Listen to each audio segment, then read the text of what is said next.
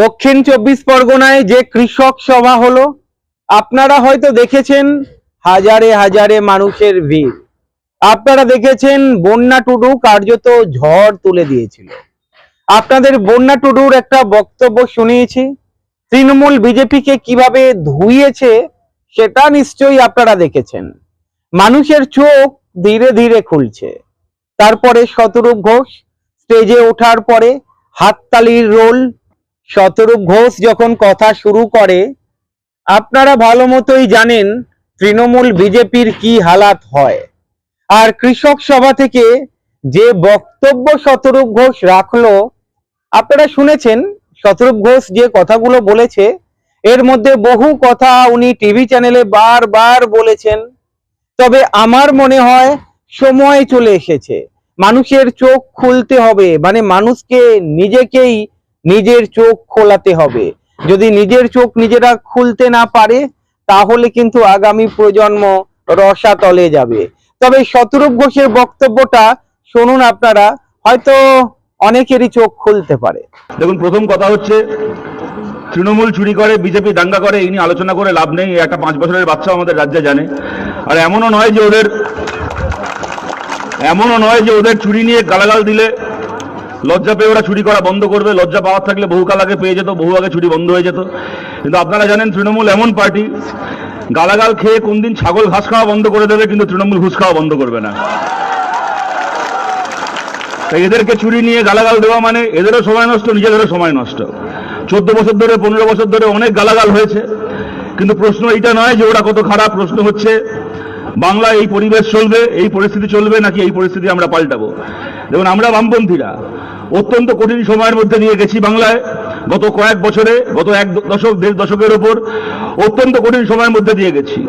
এটা যেমন সত্যি, যেমন আবার এটাও সত্যি, এত কঠিন সময়ের মধ্যে দিয়েও আমাদের সামনের দিকে এগোনো থেমে থাকেনি। আমাদের বহু কমরেডকে আমরা হারিয়েছি।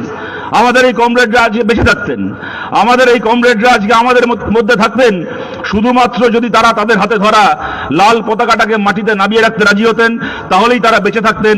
তারা হাতের পতাকা মাটিতে নামিয়ে রাখতে রাজি হননি। ওই পতাকায় মুড়ে তারা শহীদের মৃত্যুবরণ করেছেন, তবু আমাদের লড়াই থেমে থাকেনি, আমাদের সামনের দিকে এগোনো থেমে থাকেনি। কিন্তু এই লড়াইগুলোকে মিথ্যে হতে দেওয়া যাবে না। আমাদেরকে সফল হতে হবে, এবং আমাদেরকে সফল হতে হবে খালি আমাদের জন্য নয়, আমাদের কমরেডদের জন্যও নয়। যে মানুষ হয়তো এর আগে আমাদেরকে সমর্থন করেননি, সেই মানুষের জন্য, তার জীবনেও সুদিন আনার জন্য আমাদেরকে লক্ষ্যে আমাদের লড়াইয়ে সফল হতে হবে। এবং এর আগে অমলদা বলার সময় রাম মন্দিরের কথা বলছিলেন। আপনারা জানেন আমাদের দেশের সুপ্রিম কোর্ট 2019 সালে রায় দিয়েছিল অযোধ্যায় মন্দির তৈরি করতে হবে। আমরা বলেছিলাম, এই যে কমরেড মোহাম্মদ সেলিম বসে আছেন, কমরেড মোহাম্মদ সেলিম ওই সময় বলেছিলেন সুপ্রিম কোর্টের এটা রায় হয়েছে, এটা কোনো ন্যায় হয়নি। কিন্তু কারোর এই রায় পছন্দ হয়ে থাক কি না থাক, 140 কোটি ভারতবাসী সুপ্রিম কোর্টের এই রায় মেনে নিয়েছিল। তারপরে কি হলো? রায় আসার কয়েক মাসের মধ্যে, আপনাদের মনে আছে সেই সময়টা, করোনার প্রথম লকডাউন চলছে, মানুষের কাজ চলে গেছে, বাইরে কাজ করতে গিয়ে মানুষ আটকে পড়ে আছে, দোকানপাট, বাজারহাট, মন্দির মসজিদ সব বন্ধ, মানুষ চিকিৎসা পাচ্ছে না, হাসপাতালে অক্সিজেন নেই, সিলিন্ডার নেই অক্সিজেনের, হাসপাতালে কোনো বেড নেই, কেউ ভর্তি হতে পারছে না, রাস্তায় মানুষ পড়ে পশুর মতো মরছে। তার মধ্যে মোদী রাম মন্দিরের শিলান্যাস করলেন। তখন থেকে ক্যালেন্ডারের পাতা ধরে হিসেব করা রয়েছে যে আজকে মন্দিরের শিলান্যাস করলাম, 4 বছর পরে ঠিক লোকসভা ভোটের আগে মন্দির উদ্বোধন করব, তারপর মন্দির দেখিয়ে লোকসভা ভোটে যাব। একেবারে ক্যালেন্ডারের পাতা গুনে লোকসভা ভোটের 4 মাস আগে মন্দির উদ্বোধন করা হলো, দেশ জুড়ে প্রচার হলো। কি না, 500 বছর পরে আমাদের মোদীজির হাত ধরে প্রভু রামচন্দ্র আবার অযোধ্যায় ফিরে এসেছেন। সেটা কি বড় বড় করে ছবি টাঙিয়েছে গোটা দেশে, ফেসবুকে, হোয়াটসঅ্যাপে ছবির বন্যা বয়ে যাচ্ছে। সামনে রাম মন্দির, পাশে এত বড় একটা মোদির পাশে ইঁদুরে রামচন্দ্র। বাবা যেরকম করে ছেলেকে স্কুলে নিয়ে যায়, মোদি এরকম করে রামকে মন্দিরে নিয়ে যাচ্ছে। আর ওখানে লেখা আছে যে 500 বছর পরে আমাদের মোদিজি রামকে আবার অযোধ্যায় ফিরিয়ে এনেছেন। আর সে রামচন্দ্র বা মোদির ওপর আর এক কাটি। 500 বছর পর অযোধ্যায় ফিরে প্রথম যে কাজটা করেছে, পরের লোকসভা ভোটে মোদিকেই লাথি মেরে অযোধ্যা থেকে বার করে দিয়েছে। কিন্তু কথাটা যে কারণে বললাম, আমাদের দেশের যে সুপ্রিম কোর্ট 2019 সালে রায় দিয়েছিল অযোধ্যায় মন্দির তৈরি করতে হবে। আমাদের দেশের সেই সুপ্রিম কোর্ট 2016 সালে রায় দিয়েছিল আমাদের দেশে সম কাজে সম বেতনের সম মজুরির আইন করতে হবে। কন্ট্রাকচুয়াল লোক নিয়োগ করার নাম করে একই কাজ করার জন্য কেউ মাইনে পাবে 40,000 আর কেউ মাইনে পাবে 6,000 টাকা। এই জিনিস চলতে পারে না।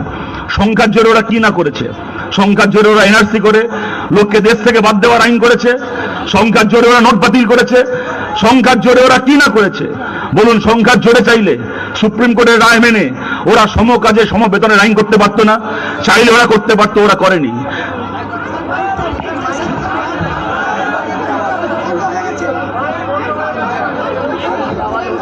ঠিক আছে, দেখছেন চালু হয়ে যাবে, দেখছেন যারা আছেন দেখছেন চালু হয়ে যাবে।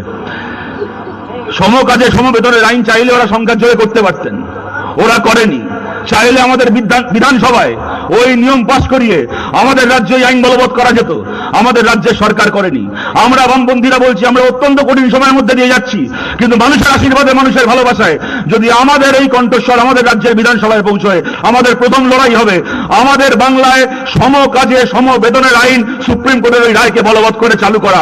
কন্ট্রাকচুয়াল চাকরি থাকবে না। যারা কন্ট্রাকচুয়াল কাজ করছে 6 মাস থেকে 1 বছরের মধ্যে ঘরে ঘরে যে ছেলেমেয়েরা কন্ট্রাকচুয়াল কাজ করছে তাদের কাজ পার্মানেন্ট হবে। মালিক বাধ্য হবে, খালি সরকারি নয় বেসরকারি মালিকও বাধ্য হবে 6 মাস থেকে 1 বছরের মধ্যে সমস্ত কন্ট্রাকচুয়াল কর্মীর কাজকে স্থায়ী করতে। বিজেপি আপনাদের বলেছিল, বিজেপি আমাদের বলেছিল বছরে একদিন রাম মন্দির উদ্বোধনের দিন বাড়িতে প্রদীপ জ্বালাতে। আমাদের বামপন্থীদের লড়াইয়ে যদি সম কাজে সম বেতনের আইন চালু হয় তাহলে বছরে একদিন নয়, বছরে 365 দিন আমাদের সবার ঘরে প্রদীপ জ্বলবে। কর্মসংস্থানের প্রদীপ, মাথা উঁচু করে বাঁচার প্রদীপ জ্বলবে আমাদের সবার ঘরে। এই লড়াই লড়ার জন্য, এই কথাকে বিধানসভায় নিয়ে যাওয়ার জন্য বামপন্থীদের কণ্ঠস্বরকে আসুন সবাই মিলে শক্তিশালী করি। পরশুদিন আপনারা দেখলেন আমাদের রাজ্যে নতুন করে 9 বছর আগের এসএসসি নতুন করে আরেকবার হলো। পশ্চিমবাংলায় বামপন্থী সরকার চলেছে। প্রত্যেক বছর যেরকম আমাদের রাজ্যে নিয়ম করে দুর্গাপুজো, কালী পুজো, ঈদ, মহরম, ভাইফোঁটা হতো, কাউকে মনে করাতে হতো না, তেমন প্রত্যেক বছর নিয়ম করে টেট পরীক্ষা, এসএসসি পরীক্ষা হতো, কাউকে মনে করাতে হতো না। আর কেমন এসএসসি ছিল? এমন এসএসসি পরীক্ষা হতো যে পরীক্ষার পরে কারা চাকরি পেলো তার তালিকা বেরোতো। এখন পরীক্ষার পরে কারা চাকরি হারালো, কারা চাকরি কিনা ছিল তার তালিকা বেরোচ্ছে। সুপ্রিম কোর্ট বলেছে দাগিদের তালিকা প্রকাশ করতে হবে। অনেক টালবাহানা করেছে, অনেক টালবাহানা করার পরে বাধ্য হয়েছে কিছু দাগির নামের তালিকা প্রকাশ করতে। কিন্তু আমরা বলছি ওই যে দাগির নামের তালিকা বেরিয়েছে ওটা কোনো দাগি তালিকা নয়। যে ছেলেমেয়েরা পয়সা দিয়ে চাকরি কিনতে বাধ্য হয়েছে তারা আসল দাগি নয়, যারা পয়সা নিয়ে চাকরি বিক্রি করেছে তারা আসল দাগি। সেই দাগিগুলোর নামের তালিকা পাড়ায় পাড়ায় ঝোলাতে হবে। অনেক লড়াই হয়েছে, মামলা হয়েছে, মোকদ্দমা হয়েছে, মিটিং হয়েছে, মিছিল হয়েছে, পুলিশের লাঠিচার্জ হয়েছে, জেল খাটা হয়েছে। আমাদের কমরেডরা প্রাণ দিয়েছে, মহিদুল মিদ্দা প্রাণ দিয়েছে, অনেক কমরেড প্রাণ দিয়েছে এই লড়াই লড়ার জন্য। কিন্তু আমরা জানি রাস্তার এই লড়াই ছিল বলে চোরগুলোকে চুরির টাকা ভোগ করতে আমরা দিইনি। শতরূপ ঘোষ এক কথায় অনবদ্য। যতবার শতরূপ ঘোষের বক্তব্য শুনি, মানে সকলের কথা বলছি, আপনারা নিজেরাই কমেন্ট করবেন।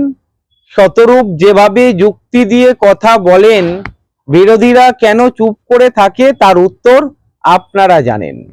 তৃণমূল বিজেপিকে যেভাবে ধুলো, মানে ধুলো বলতে কি, সঠিক কথাই তো শতরূপ ঘোষ বলছেন। আজকে রাজ্য দেশ কোন দিকে এগোচ্ছে ভাবতে হবে আপনাদের। যাই হোক, শতরূপ ঘোষের বক্তব্য কেমন লাগলো কমেন্ট করে জানাবেন। ভালো থাকবেন।